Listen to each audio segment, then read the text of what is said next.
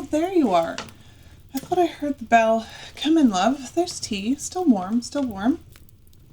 Things have been quiet today. Not empty, just the kind of quiet that has something underneath it, you know?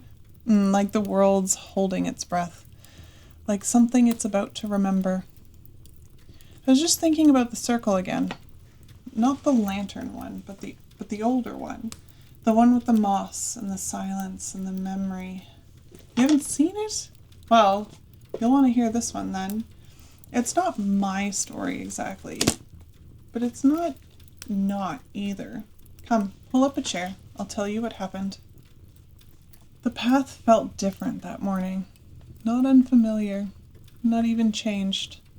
Just ready. As though the hush had followed them for days, had now stepped out in front, guiding, not shadowing. The lantern keeper rose before the kettle hissed, before the whisper light blinked, before the birds dared split the stillness that draped over Willowmere like a silk shawl on stone. They dressed slowly, wound their scarf twice instead of once to cover the chill, traced the edge of the sampler one last time, touched the spine of the notebook, now soft at the corners from overuse. Today they would return to the circle, but not to ask, not to seek, to answer. Before they left, they stopped by the table. 12 pebbles weighted in a shallow bowl, each one ordinary to look at, smooth, round, no brighter than a river stone, but they carried more than shape. Each had been found where memory touched the earth. One from beneath Wren's ivy shelf, another from the edge of the wending where the willow roots tangled near the boat dock. 2 from the market green, one beside the rush weaver's stall, the other from the nook where the herb merchant hangs her drying bundles. Others came from beneath lantern brackets, the quiet alcove in the loom hall, the circle of worn stools near the hearth fire, even the cracked stone near the post box where a child once hummed a tune she did not know. 12 in all, none named nor labeled, but each had feeling. They placed each one carefully into the green cloth satchel, beside the sampler and the braid that had fallen from Elder Night 2 days prior, unfinished but steady in the hand. As they stepped outside, the early light painted the cobbles in long silver stripes. The bakery's chimney was quiet. Lisbeth's awning hadn't yet been tied. Even the fountain in the square burbled more gently than usual, as though aware of the moment. A pair of magpies followed them from rooftop to rooftop as the lantern keeper made their way to the edge of the grove. They passed beneath branches still damp from night rain, past moss that had grown slightly thicker along the trail since they last came.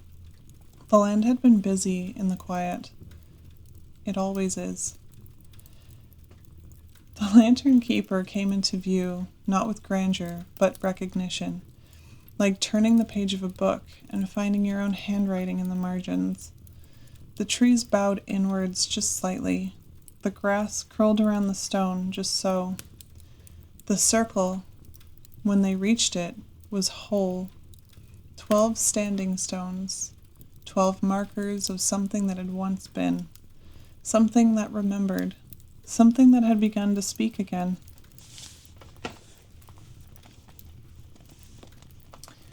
They stepped into the circle without pause, their breath steady and their heart ever quiet. One by one, they placed the pebbles at the foot of each stone, 12 in all, not on top, not stacked, just nestled against the moss and lichen, as though they'd always belonged there. Each stone was different. Some bore carved spirals, others the faint outline of lantern flame, a braid, a sprig, a ripple. Some bore nothing at all, only smoothness worn by weather and time. Each matched, but each received its pebble like the hand takes thread, willingly. At the center they laid the sampler, unfolded it with slow fingers. The fabric, worn and soft, lay flat against the stone slab. The word return shimmered faintly, though the sun had not yet cleared the trees. Not gold nor silver, just something in the between, like a memory, like morning.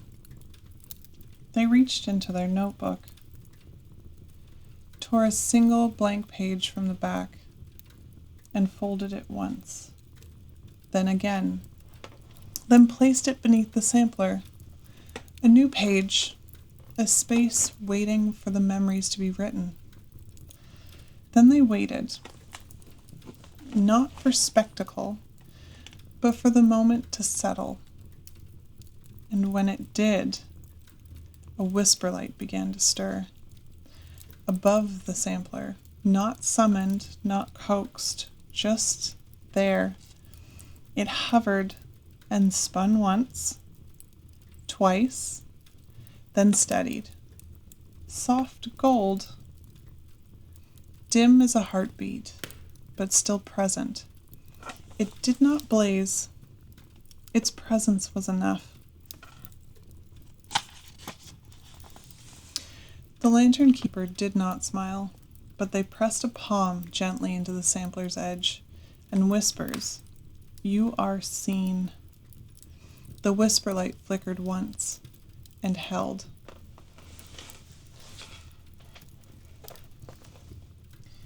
And from the grove's edge, not seen, not felt, but heard, a child's voice rose into the stillness.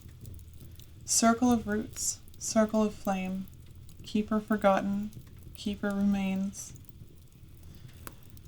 The sound barely rippled in the air, but the moss beneath the sampler shimmered faintly, just once, as though something old had stirred beneath it, like a wick catching memory.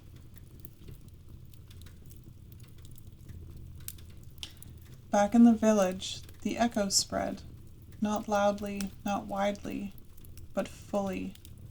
In the market green, Lisbeth reached into her basket and found a braid she didn't remember finishing. 7 strands, rosemary threaded through the center. She blinked, then tied it to the corner of her stall. No explanation, only offering.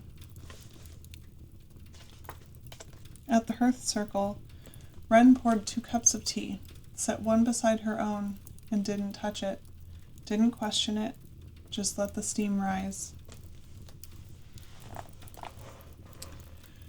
A boy drawing with a stick near the wending paused, drew 12 small stones in a ring in the dirt, then stood and walked away, without brushing them out. Above the herb stall, a lantern blinked softly. No winds, no hands, just knowing. Back in the grove, the light had shifted. The moss beneath each pebble seemed to deepen, to curl inward like a cradle. The sampler remained open. The whisper light stayed. The stones untouched held their places. The circle had received what was offered, and in its way had answered. As the lantern keeper turned to go, a soft sound rustled behind them. They paused and turned, and saw it, just there, a braid falling from elder night's lowest branch, bound in green, woven with silver, unfinished at one end. Waiting. They caught it mid-fall, their hand closing gently around its weight, and nodded. That evening, the cottage smelled of tea and old linen. The lantern above the hearth had begun to glow before they'd even struck the match. Not a flare, not a flame, just a steady warmth, like a song held in the walls, like a hush before a name is spoken out loud for the first time in years. They set the braid beside the sampler, opened the notebook, and did not write. Not every light needs a flame. Some return in rhythm, in memory and presence. And the circle, once quiet, now waits again. But this time, it's not alone. Whew. So now the circle holds more than just stone, more than just silence. It holds what we give it. And maybe that's what it's waiting for all along.